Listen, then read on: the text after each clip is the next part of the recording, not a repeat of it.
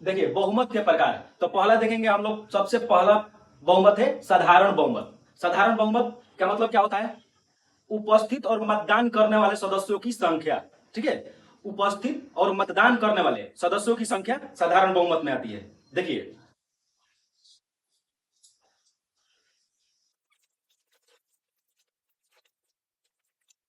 Simple majority, इसको बोलते हैं इंग्लिश में सिंपल मेजोरिटी, साधारण बहुमत। उपस्थित और मतदान करने वाले सदस्यों का बहुमत, ठीक है, उपस्थित और मतदान करने वाले सदस्यों का बहुमत।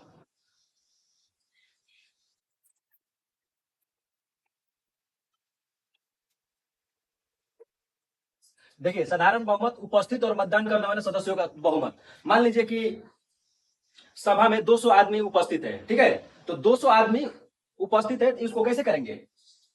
200 बाई 2 प्लस 1, तो यहां पर आ जाएगा क्या? 101। ये तो ये पारित हो जाएगा, इसको बोलते हैं साधारण बहुमत, ठीक है। तो इससे क्या क्या पारित होता है? प्रस्ताव पारित होता है।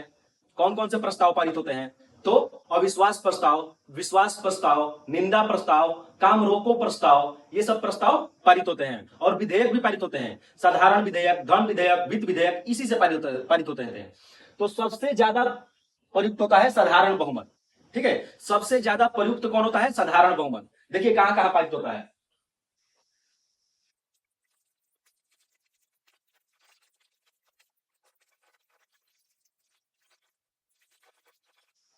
देखिए सबसे अधिक प्रयुक्त होता है साधारण बहुमत, ठीक है।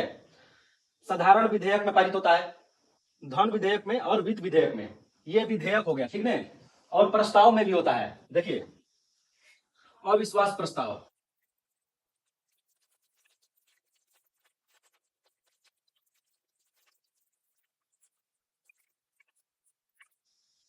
देखिए बहुमत के प्रकार हम लोग देख रहे हैं, ठीक है।